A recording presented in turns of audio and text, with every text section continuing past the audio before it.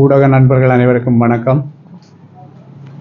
அண்மைய நாட்களில் இலங்கையினுடைய வெளிவிவகார அமைச்சர் விஜித கேரத் அவர்கள் முள்ளிவாய்க்காலில் நடந்த இனப்படுகொலை தொடர்பில் பல்வேறு விதமான முரண்பாடான கருத்துக்களை தெரிவித்திருந்தார். ஆட்சிக்கு வந்து வெளிவிவகார அமைச்சர் பதவியை ஏற்றுக்கொண்ட சில நாட்களில் பாதிக்கப்பட்ட மக்களுக்கு தாங்கள் உள்ளக பொறிமுறை மூலம் நீதி வழங்க இருப்பதாக கதை சொன்ன வெளிவிவகார அமைச்சர் விஜித கேரத் கனடாவில் இனப்படுகொலைக்கான நினைவு தூபி பிரம்டன் நகர சபைக்குள் திறக்கப்பட்ட பின்னர் அதிர்ச்சியடைந்த அவரது செயற்பாடுகள் அவர்களுடைய உண்மையான கடந்த கால ஜேவிபி என்கின்ற முகமூடியை கிழித்தெறிந்து காட்டியது. குறிப்பாக விஜித கேரத் சொன்னார், இந்த உள்நாட்டுக்குள் நடந்த போர்க்குற்றங்கள் இனப்படுகொலை என்ற விடயமெல்லாம் ஒரு கட்டுக்கதை என்று சொன்னார்.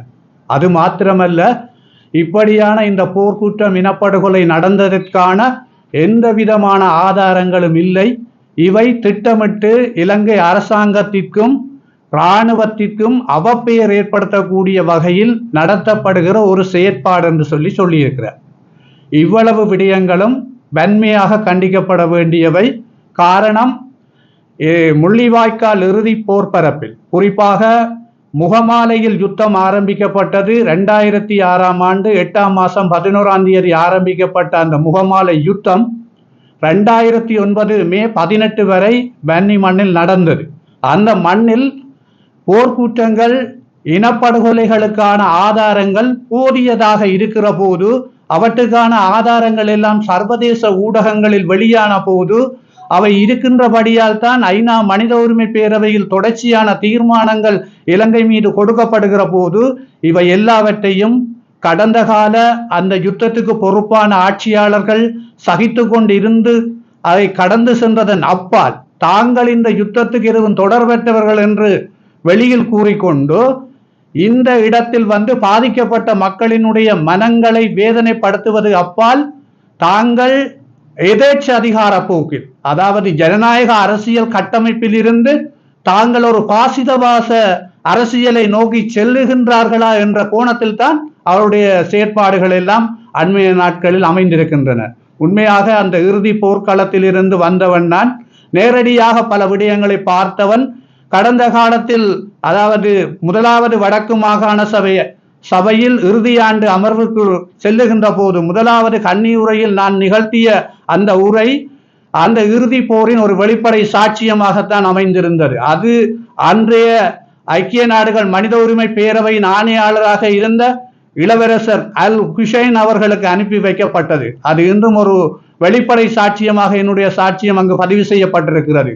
உண்மையாக சர்வதேச சட்ட நியமங்களுக்கு அமைவாக இவர்கள் பல இனப்படுகொலைக்கான அங்கு குற்றங்களை இழைத்திருக்கிறார்கள் என்பதற்கான ஆதாரங்கள் இருக்கிறது. முதலாவது, இவர்கள் செய்தது யுத்தம் கோரமாக நடந்து கொண்டிருக்கிற போது சூட்டு தவிர்ப்பு வலயங்களை அறிவித்து மக்களை அங்கு செல்லுமாறு அவர்கள் பணித்து அந்த இடத்துக்குள் பயன்படுத்தக்கூடாத உலகில் தடை செய்யப்பட்ட கிளஸ்டர் குண்டுகள், அதாவது தடை செய்யப்பட்ட வெள்ளை போஸ்பரஸ் குண்டுகள், அது மாத்திரமல்ல கனரக ஆயுதங்கள், ஆட்லரி, மல்டிபரல் உட்பட்ட பல்வேறு விதமான ஆயுதங்களை, வான்வழி தாக்குதல்களை, கடல்வழி தாக்குதல்களை எல்லாம் டோராக்கள் மூலமாக பீரங்கிகளை பயன்படுத்தி எல்லாம் அந்த உயர் பாதுகாப்பு வலயங்கள் அல்லது சூட்டு தவிர்ப்பு வலயங்கள் என்று சொல்லி அவர்கள் அறிவித்த வலயங்களுக்குள் மக்கள் ஆயிரக்கணக்காக படுகொலை செய்யப்பட்டிருக்கிறார்கள். உதாரணமாக அந்த யுத்தம் நடக்கிற போது பிரதானமாக 4 பிரதான சூட்டு தவிர்ப்பு வலயங்களை இலங்கை அரசாங்கம் அப்பொழுது அறிவித்திருந்தது. ஒன்று கண்டாவளை உள்ளிட்ட பகுதிகள், 2வது சுதந்திரபுரம், தேவிபுரம், வள்ளிபுரம் உள்ளிட்ட பகுதிகள், 3வது புதுமாத்தளன், பலஞர் மடம், அதே போல பொக்கனை போன்ற இடங்கள், 4வது மே 8ஆம் தேதி முள்ளிவாய்க்கால், கரையா முள்ளிவாய்க்கால். இந்த 4 வலயங்களிலும் ஆயிரக்கணக்கான மக்கள் படுகொலை செய்யப்பட்டிருக்கிறார்கள். இது சர்வதேச சட்டம் சொல்கிறது. ஒரு யுத்தம் நடத்துகிற அரசாங்கம் சூட்டு தவிர்ப்பு வலயம் ஒன்று அறிவித்து அந்த வலயத்துக்குள் வந்த மக்களை படுகொலை செய்தால் அது இனப்படுகொலை என்று. இது மிகப்பெரிய முதலாவது ஆதாரம். இரண்டாவது ஆதாரம் வலிந்து காணாமலாக்கப்பட்டோர் விவகாரம். யுத்தத்தில், இறுதி யுத்தத்தில் சரணடைந்த, சாரியாக சரணடைந்த மக்கள், அதாவது செல்வபுரம் வட்டுவாகல் கடந்து செல்வபுரம் பகுதியிலும், அது மாத்திரமல்ல ஓமந்தை சோதனை சாவடியிலும் குடும்பங்களோடு வந்தவர்களை அங்கு ஒலிபெருக்கிகள் கட்டி அறிவித்தார்கள். ஒரு புறம் ஆண்களும், இன்னொரு புறம் பெண்களும், இன்னொரு புறம் சிறுவர்களுமாக வாருங்கள் என்று சொல்லி. இன்றைக்கு பல குடும்பங்களின் ஆண்கள் எங்கு என்று தெரியாது. அந்த மக்கள் வலிந்து காணாமலாக்கப்பட்ட உறவுகள் தொடர்ச்சியாக போராடி கொண்டிருக்கிறார்கள். 26,000க்கு அதிகமான வலிந்து காணாமலாக்கப்பட்ட உறவுகளினுடைய விண்ணப்பங்கள் உள்நாட்டில் மாத்திரமல்ல சர்வதேச ரீதியாக பல அமைப்புகளிடம் வழங்கப்பட்டிருக்கிறது. ஆகவே ஒரு யுத்தத்தில் வலிந்து காணாமலாக்கப்பட்டிருக்கிறார்கள் என்று சொன்னால் அதுவும் ஒரு இனப்படுகொலை தான். ஆகவே அதற்கும் ஒரு போதிய ஆதாரம் இங்கு இருக்கிறது. அது மாத்திரமல்ல வெள்ளை கொடி வழக்கு, உலகத்தில் எங்குமே நடக்க முடியாத ஒரு கேவலமான செயல். சரணடைந்தவர்களை சுட்டு தள்ளுகிற ஒரு கலாச்சாரம் இந்த இறுதி போரில் நடந்தது. அதுவும் அந்த யுத்தத்தை வழி நடத்திய தளபதிகளும் அதற்கு ஓடர் போட்டவர்களுமாக சேர்ந்து சரணடைந்த, வெள்ளக்கொடியுடன் சரணடைந்தவர்களை சுட்டு படுகொலை செய்தார்கள். ஆகவே இனப்படுகொலை நடந்தது என்பதற்கு இதைவிட ஏராளமான ஆதாரங்கள் இருக்கிறது. உதாரணமாக இன்னொன்றை நாங்கள் சொல்லிலும், தற்காலிக மருத்துவமனைகள், அதாவது மூங்கிலாறில் இருந்து நாங்கள் பார்த்தால் கிட்டத்தட்ட மூங்கிலாறு, வள்ளிபுணம், புதுக்குடியிருப்பு, இரணைப்பாலை, மாத்தளன், பொக்கணை, வளைஞர் மடம், முள்ளிவாய்க்கால், பொன்னம்பலம் வைத்தியசாலை இவ்வளவும் திட்டமிட்டு குண்டு போட்டு தகர்த்தெறியப்பட்டது. அதில் முழுவதும் காயப்பட்ட அப்பாவி தமிழ் மக்கள், பொதுமக்கள் தான் அங்கு கொல்லப்பட்டிருக்கிறார்கள். ஆகவே இது ஒரு திட்டமிட்டு நடத்தப்பட்ட இனப்படுகொலை. ஆகவே இதுக்கு போதுமான ஆதாரம் இருக்கிறது. ஆகவே உள்நாட்டில் இருக்கிற சக்திகளும் புலம்பெயர்ந்த தேசத்தில் இருக்கிற எங்களுடைய மக்களும் அமைப்புகளும் இதை தொடர்ந்து போராட வேண்டிய ஒரு சூழல் இப்பொழுது வந்திருக்கிறது. கடந்த கால ஆட்சியாளர்களை விட மோசமாக எங்களுக்கான நீதியை மழுங்கடித்து அதை இல்லாமல் செய்வதற்கு திட்டமிட்டு இந்த அனுர தரப்பிலான அரசாங்கம் பல முன்னகர்வுகளை முன்னகர்த்த ஆரம்பித்திருக்கிறது. ஆகவே இந்த போராட்டம் வலுவடைய வேண்டும். அதில் உள்நாட்டில் மாத்திரமல்ல சர்வதேச ரீதியாக வலுவடைய வேண்டும். கனடாவில் மாத்திரமல்ல பல நாடுகளில் இனப்படுகொலைக்கான நினைவு தூவிகள் எழுப்பப்பட வேண்டும்.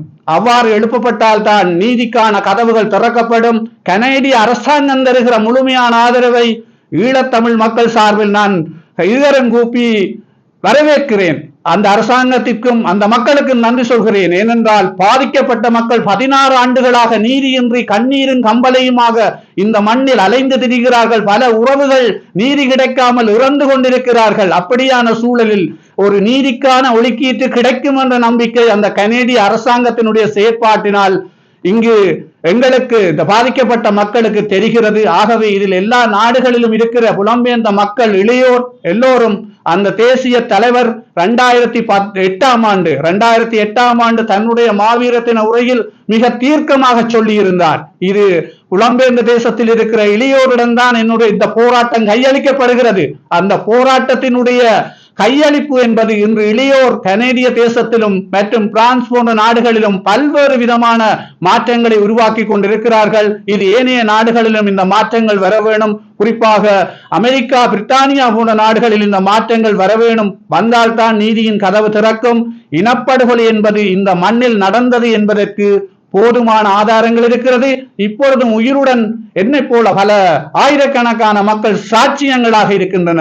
அந்த சாட்சியங்கள் இருக்கிற காலத்தில் இதற்கான நீதியின் கதவுகள் திறக்கப்பட்ட ஒரு சர்வதேச விசாரணை நடத்தப்பட வேண்டும். அந்த விசாரணை தான் தமிழ் மக்களுக்கான ஒரு தீர்வை கொண்டு வரும் என்பதை நாங்கள் மறந்துவிடக் கூடாது. உள்நாட்டில் இருக்கின்ற சக்திகள் அனைவரும், தமிழ் தேசிய சக்திகள் அனைவரும், சர்வதேச நாடுகளில் இருக்கிற மக்களும் இணைந்து இந்த போராட்டத்தை தொடர்ந்து முன்னெடுக்க வேண்டும் என்று நான் கோரிக்கை வைக்கின்றேன். நன்றி. ஆட்சி அமைக்கும் என்று சிலர் கூறினாலும் தற்போது முரண்பாடான கருத்துக்களை சில கட்சி தலைவர்கள் கூறி வருவதை அவதானிக்கக்கூடியதாக இருக்கின்றது. இவ்வாறான நிலையில் தமிழ் தேசிய கட்சிகள் எல்லாம் இணைந்து ஆட்சி அமைப்பதற்கு சந்தர்ப்பம் இருக்கின்றன. பெரும்பாலும் தமிழ் தேசிய கட்சிகள் இணைந்து ஆட்சி அமைக்கிறதுக்கான சந்தர்ப்பங்கள் இருப்பதற்கான ஏதுநிலைகள் இருக்கின்றன.